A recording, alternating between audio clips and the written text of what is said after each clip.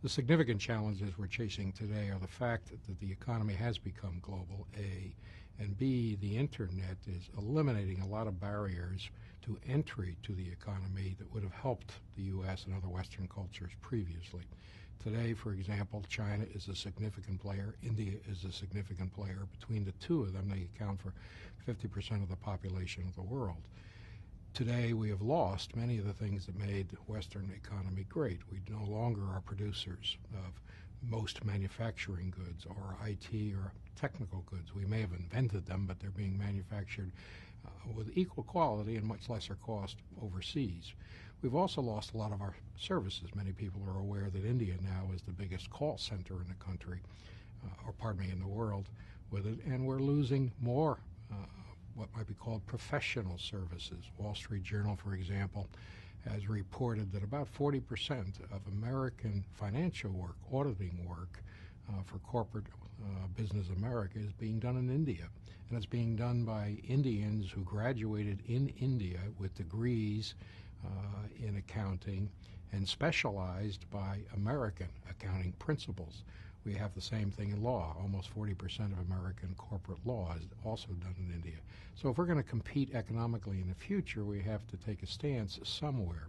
The one thing that can't be outsourced so easily is sales. That still requires consulting, a personal relationship, the role of a trusted advisor, and many of the other aspects. And customers still feel more comfortable face-to-face than they do electronically, and that will probably exist for a long time into the future.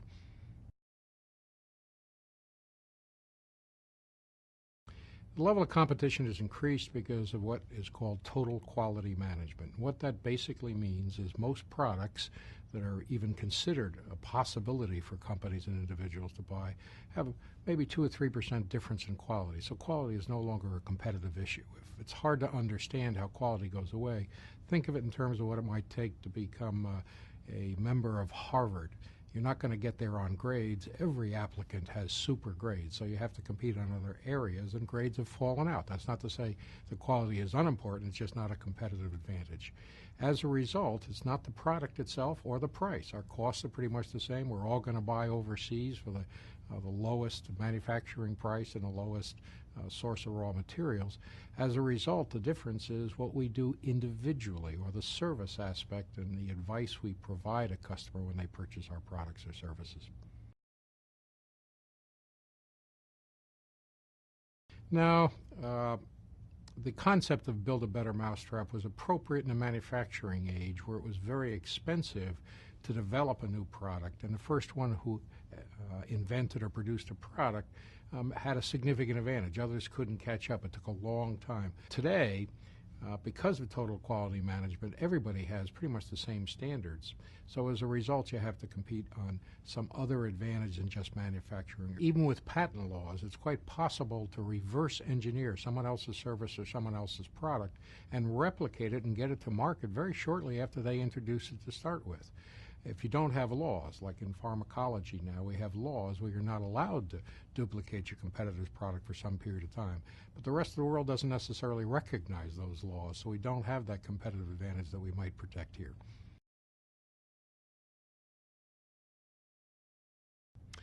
Basically, if you know that you can't compete based on the quality of your product, the price, the service, the features and options, essentially what colors it comes in, well, you have to find something else. And what it has done basically is given the shift of power to the consumer, to the purchasing company or the purchasing individual. As a result, you're going to have to compete by what you can add to that product or service. Today, for example, if a company or an individual wants to buy a replication machine, a duplicating machine, or another office machine, so to speak, all of the major brands and all of the major manufacturers produce essentially the same product with the same features and advantages and the same costs, essentially.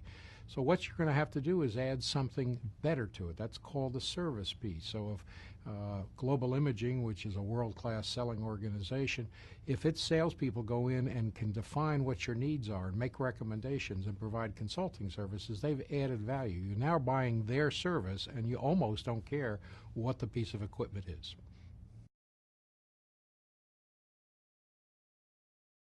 American companies in the future are going to have to compete on the advantage they have, We have intellectual property, we have consulting service, we have an image for being well thought out, well placed business-wise, to have a sense of efficiency and those kinds of skills that will improve any business globally.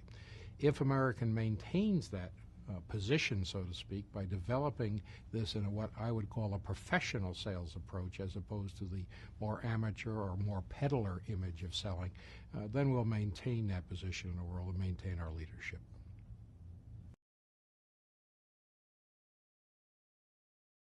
Absolutely. What it comes down to now is you can't compete on engineering, you can't compete on manufacturing, you can't compete on financing. Our costs are all the same. You can't compete on marketing. The principles of marketing and the amount you spend in advertising and building an image are the same.